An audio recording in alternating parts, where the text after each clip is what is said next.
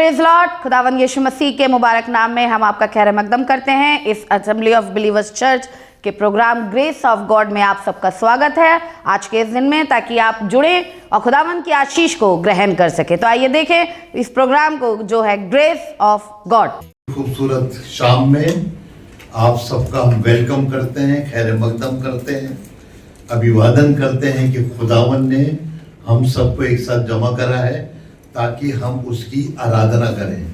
खुदा की आराधना करना खुदा को तो अच्छा लगता है, लेकिन खुदा के लोगों के अंदर वो जो साहस बनता है वो खुदावन आपकी आराधना से करता है।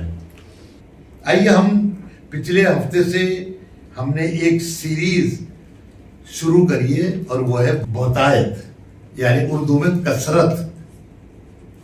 कसरत कि खुदा ने क्या क्या चीज हमें कसरत से दी है।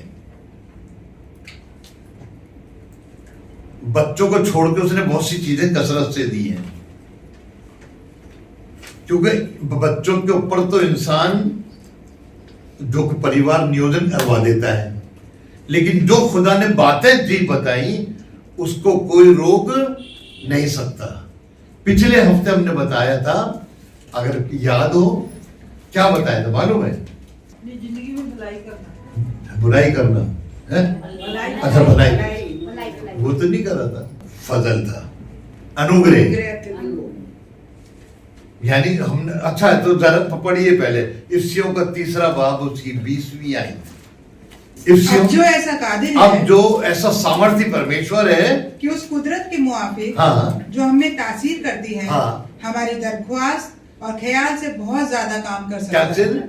यानी खुदा की चीजें हमारे लिए बहुत ज्यादा से काम करती।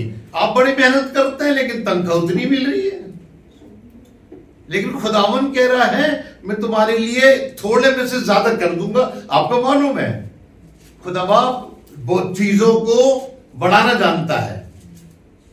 चर्च में लोग कम है, हमारी कोशिश से ना हो, लेकिन खुदावन उसको बढ़ाना जानता है। एक मुट्ठी आटे को 3.5 साल तक चला सकता है। आपने देखा ही होगा, एक कुप्पी तेल से कितने बर्तन उसने बर्बाद डाले। सिर्फ खुदावन ये चाहता है, उसके पास कसरत से है। पिछले हफ्ते समझाया था, फजल बड़ा कसरत से है।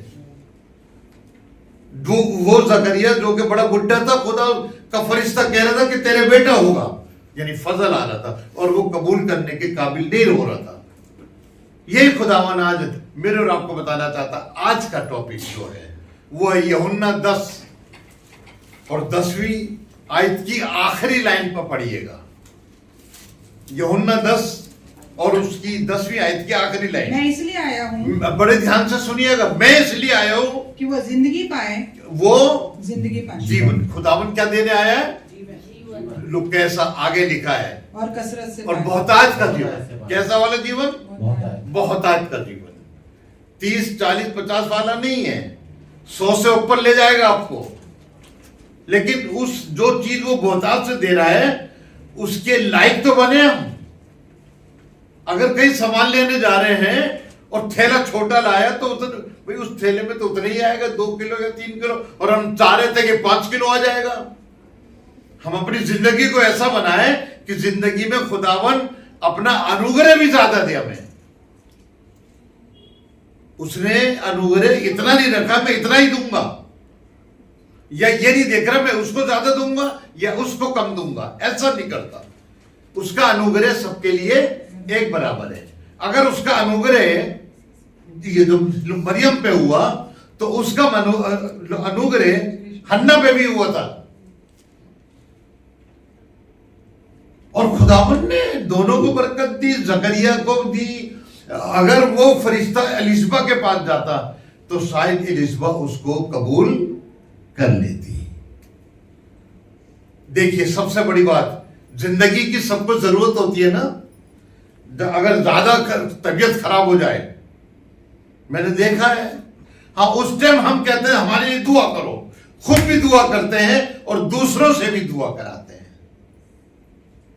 छोटा बच्चा मिल जाए, अब अगर कोई जोनाथन की तरह हो और वो जाए हाथ में ले, बेटा मेरे लिए दुआ कर देना। यस, क्योंकि हमें जिंदगी की हम नहीं चाहते आज निकल जाए, 2 दिन 2 साल बाद निकल जाए, यानी 30-40 साल में निकल, ऐसा कुछ नहीं है। खुदावन मेरे और आपको बहुतायत की जिंदगी देना कर रहा है। मनु करना क्या पड़ेगा इस जीवन को पाने के लिए? यूहन्ना का ही 5वां बाब है शायद, उसकी 24वीं आयत को पढ़िएगा। 24। हाँ, मैं तुमसे सच सच कहता मैं तुमसे सच सच कहता हूं कि जो मेरा कलाम सुनता। बड़े ध्यान से सुनिएगा। आप जिंदगी पाना चाहते हैं तो जिंदगी बहुतायत की पाने के लिए खुदा बाप कह रहा है उसका कलाम सुनता है। और जो कलाम है, कलाम क्या है? यीशु मसीह। जो यीशु मसीह की बातों को सुनता है और मेरे भेजने वाले का यकीन और करता है। मेरे भेजने वाले का यकीन करता है। अब खुदा ने आपके पास भेजा किसी को, उसकी बातों का यकीन करना हमारे लिए लाजिम है। जब हम अपने सीनियर की बातें सुनते हैं तो हमें उनकी बातों को रिसीव करने की कोशिश करनी चाहिए। फिर से पढ़िएगा या नहीं?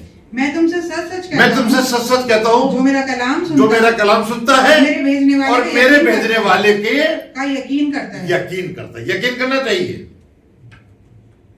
क्योंकि कलाम हमें दिया इसलिए गया है कि हम उसका यकीन करें। अगर वो शारपत की विधवा किसकी? एलिया की ना, एलिया की बात को कबूल ना करती, खुदा ने कलाम लेके किसको कहा था जाके बोल दे? एलिया को। और एलिया के कलाम को उसने क्या करा? यकीन करा। हल्का सा भी कहती है पता नहीं कैसे होगा, तो उसका आटा खत्म भी हो जाता उससे। तो बाइबल में लिखा है कि जो मेरा कलाम सुनता है और मेरे भेजने वाले के ऊपर यकीन करता है। यकीन बहुत जरूरी है।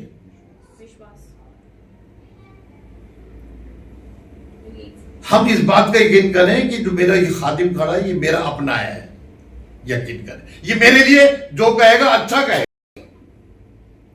यकीन करता है। और हमेशा की जिंदगी उसकी है। क्या चीज? हमेशा की जिंदगी। थोड़ी सी जिंदगी कोई है। खुदा कह रहा है एटर्नल लाइफ आपकी है भाई। एक जिंदगी खुदावन देना मांग रहा है जो थोड़े दिन की नहीं, हमेशा की जिंदगी है। आपके जेब में रुपए हैं और खुदा कहते ये हमेशा तेरे जेब में रहेंगे, तो कितना ही खर्च कर लो उतना ही याद रहेगा। खुदा बाप कसरत से देना मांग रहा है। ये बात हमारे ऊपर है कि हम उसे कैसे लेना मांग रहे हैं। अगर वो जो कि इलीशा के पास एक औरत आई थी और उसने कहा था जाके बर्तन लो और ऐसा करना तो फिर उसको उंडेलना, उसने उसकी बात का यकीन करा और बर्तन लेने गए। लोगों ने उसको क्या क्या ना कहा होगा। बर्तन कह रहे मैं दे दूंगी। उन्होंने देख लिया तो उसके घर में एक भी बर्तन नहीं है। क्या पता ये देगी भी कि नहीं देगी। लेकिन उस औरत ने यकीन करा इलीशा का, तभी तो वो भी बच गई और उसके बच्चे भी बच गए। काश के वो अपने आदमी की जीता थी ये काम कर देती, या उसका आदमी ये काम था तो वो आदमी भी नहीं मरता। 25वीं आई। मैं तुमसे सच कहता हूं। फिर दोबारा कहने लगा। ऊपर तो कहा था कि जो मेरा कलाम सुनता है और मेरे भेजने वाले पर यकीन करता है। अब कह रहा है मैं तुमसे सच सच कहता हूं कि वो वक्त आता है, कि वो समय आ रहा है, बल्कि अभी है, वो अभी भी है, कि मुर्दे खुदा के बेटे की आवाज सुनेंगे। कौन मुर्दे? किनकी बात कर रहा है ये? मरने के बाद वालों की बात नहीं कर रहा है। कि जो मुर्दे हैं, जो कहते तो लोग अगर प्रकाशित वाक्य पढ़े तो आगे लिखा तू कहता तो है मैं जिंदा हूं, लेकिन तू क्या है? मरा हुआ है यार। किसमें? हम पापों में गिर जाते हैं, हम गलत बातों के अंदर गिर जाते हैं, तो हम मुर्दे के समान हैं। क्योंकि बाइबल में लिखा है जो समझ के राह से फिर जाता है, उसका कहां पर ठिकाना है? मुर्दों के बीच में ठिकाना है। और खुदावन उन्हीं के लिए कह रहा है। फिर से पढ़िएगा। हाँ, मैं तुमसे सच सच कहता हूं कि वो वक्त आता है, कि वो समय आ रहा है, बल्कि अभी है, कि मुर्दे खुदा के बेटे की आवाज मुर्दे सुनेंगे, खुदा के बेटे की आवाज आवाज सुनेंगे और जो सुनेंगे और जो सुनेंगे वो जिएंगे। जीने का सबसे अच्छा फार्मूला, चाहे आप अच्छा खाना खाएं ना खाएं। एलिया ने 40 दिन तक खाना नहीं खाया था भाई, 40 दिन तक पैदल चलता रहा था, लेकिन वो जिंदा रहा ना। और ये खुदावन कह रहा है कि वो सुनेंगे और जिएंगे। खुदावन हमको इसी जिस्म में जीवन चाहता जी जाए, हमारा जिस्म मुर्दों की तरह ना हो, क्योंकि वो मुर्दे क्या होते हैं, कुछ भी कहते रहो सुनते कोई है। आज की दुनिया में बहुत से लोग ऐसे हैं जो बहुत बार ये जो टीवी पे सुनते हैं, बहुत बार खुदा के खादिमों से सुनते हैं, लेकिन उस पर अमल यही तो है कि अगर सुनेंगे, क्या चीज सुनेंगे। हमें सुनना बहुत बार का कलाम बड़ा अच्छा भी लगता है, लेकिन हम उसे सुने, सुनकर अपने कानों को बंद ना करें। 26वीं आयत पढ़िए इसकी दी। क्योंकि जिस तरह बाप अपने आप जिंदगी रखता है, बड़े ध्यान से सुनिएगा, कौन है बाप? आसमान का खुदा। उसके अंदर क्या है? वो पहले भी था, अब भी और हमेशा रहेगा। अब आगे की बात, हाँ, उसी तरह उसने बेटे को भी ये बख्शा। लोग किसको?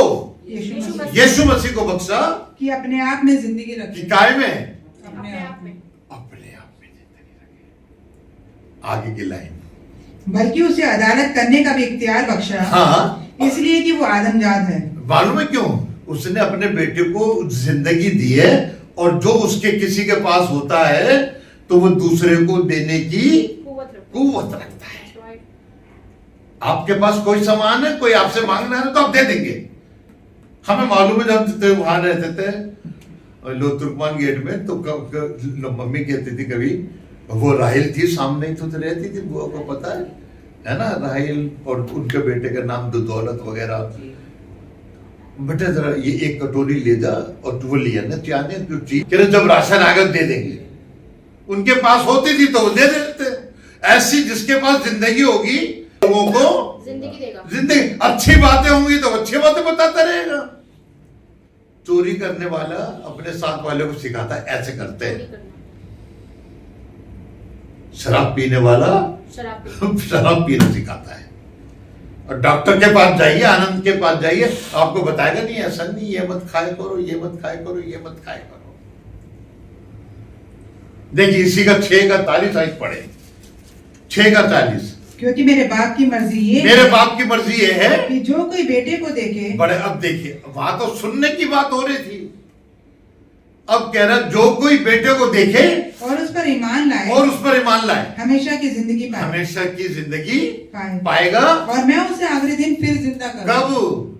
अब उसने ये नहीं कहा कि बस अब यहीं पे तुम्हें जिंदगी दे दूंगा, बल्कि कब? आखिर में। कब आखिर में? जो हमारा न्याय होगा। और वहां पे अगर हम वहां पे जाने वाले होंगे जहन्नुम में, वो हमें जिंदगी में डाल देगा। और खुदा ने ये तो चाहता है हमें जिंदगी मिले, जिंदगी पाने का हक हमें है। सबसे पहले तो अनुग्रह को कबूल करें, और अनुग्रह के बाद जब अनुग्रह होगा तो आपको जिंदगी ऑटोमेटिक मिलती रहेगी। उसके लिए आपको कुछ नहीं करना, अनुग्रह का हासिल कर ले। और जब अनुग्रह आ जाता है तो सारी चीजें हमारे पास आने, मटके में आटा आ जाता है, बर्तनों में तेल आ जाता है, और जिसके बच्चे पैदा नहीं होते उसके बच्चे पैदा होने लगते हैं। ये अनुग्रह वाला है। और इसी तरह खुदा बाप जिंदगी देना चाहता है, जिंदगी दे। आपको याद आएगा एक औरत थी जिसके 12 साल से लहू बहता था, पर तो हम एक आध दिन 2-3 दिन अगर हमारे उंगली से वो निकलने लगे तो बड़े कहते हैं, चाहे कमजोरी ना हो, लेकिन लोग कह के कहते हैं अब बेचारा बड़ा कमजोर हो गया, इसका हेमोग्लोबिन बहुत कमजोर हो गया होगा। वो तो 12 साल से थी, जिंदगी खत्म होने वाली थी। वो यीशु मसीह के पास तो तभी गई थी जब उसने देखा अब तो कोई चारा नहीं है। लेकिन जब हम खुदा के पास जाते हैं तो जिंदगी मिलती है। उस जमाने में औरतें आदमियों की मजलिस में नहीं जा सकती थी। पता नहीं वो क्या भेष बना के गई होगी, किस तरीके से गई होगी, कैसे उसने उसका दामन छुआ होगा। लेकिन जैसे वो उसके पास गई तो यीशु मसीह के कपड़ों में से भी सिर्फ की क्या निकलती थी? जिंदगी निकलती थी। उसका खून बहना, यानी उसने एकदम जान लिया, नहीं अब तो मैं बिल्कुल ठीक हो गई, जिंदगी वापस आ गई। जो जिंदगी खून के जरिए निकल रही थी, क्योंकि खून इंसान को जिंदगी देता है। अगर खून ना हो इंसान मर जाएगा। तभी तो डॉक्टर लोग कहते हैं इसके अंदर खून की कमी है, कोई इसको 1 बोतल या 2 बोतल चढ़ाए। और यही खुदावन चाहता है कि आपको जिंदगी मिले। आपको एक किस्सा याद आएगा, जहां पे हमेशा की यीशु मसीह ने हमेशा की जिंदगी दी है, लेकिन एक दिन एक खुदा बाप ने एक राजा को 15 साल वाली जिंदगी दी थी ना, याद आ गया? कौन था वो? हिजकिय्याह। और वो भी किसके जमाने का? यशायाह का। और लिखा है उसकी रीढ़ की हड्डी में फोड़ा हो गया था। और रीढ़ की हड्डी इंसान की जान होती है। अगर रीढ़ की हड्डी में कुछ नुक्स हो जाए तो इंसान पलंग से उठ भी नहीं सकता। और वो पलंग पे पड़ा था। खुदा ने ईसाया से कहा, ईसाया जा कह दे हिजकिय्याह से कि तू आज मर जाएगा। बताइए कैसी अजीब बात है ना, कि तू मर जाएगा। और एक काम कर, अपनी बादशाह किसी को दे दे। ईसाया गया और उससे कहा ऐसा ऐसा है, वो रोने लगा। ईसाया चला गया, क्या गया, वो दीवार की तरफ अपना मुंह रुक करके खुदा से कहने लगा, अपनी सारी बातें बताने लगा। खुदा ने उसकी बातें सुनी। अगर आप अच्छे काम कर रहे होंगे, अच्छी बातें कर रहे होंगे, और जब आप पे दुख आएगा तो आप खुदा से, खुदा बाप मैं तो ये करता था, मैं तो ये करता था, ये कर, खुदा बाप कहाँ यार, करा तो है। मैं अगर जब 2 तारीख को मैं गिरा था वहां पे, और लोहे के ऊपर गिरा था, अगर वो मेरे सर में लग जाती और कहीं लग जाता, लेकिन खुदा ने बचा के रखा है। क्यों? खुदा, आप जब खुदा के लिए कुछ करते हैं तो वो आपके लिए अपने फरिश्तों को भेजता। मुझे मालूम उसने किस तरह मेरे को उठाया गया, सब बच्चे भाग कर आ गए। ऐसी वो हिजकिय्याह को जैसे ही कह के गया, खुदा ने फिर, अभी वो चौक में भी नहीं पहुंचा था, यशायाह से कहा बेटा वापिस जा और जाके कह दे मैंने तेरी उम्र के 15 साल, और मैं यहाँ पर अगर 1 ही साल मिल जाता तो कितना खुश होते ना। वो हाथों से 15 साल मिल गए। क्यों? जिंदगी आसमान के खुदा के पास है, और वही जिंदगी उसने यीशु मसीह को दी है, और वही जिंदगी यीशु मसीह ने अपने लोगों के हाथ में दी है। जिस पे हाथ रखते वो ठीक होने लगता है, जिसके लिए दुआ करता है वो दुआ लग जाती है। और बाइबल में लिखा, खुदा ने कहा तुम दुआ करना तो बरकत देना। क्या देना?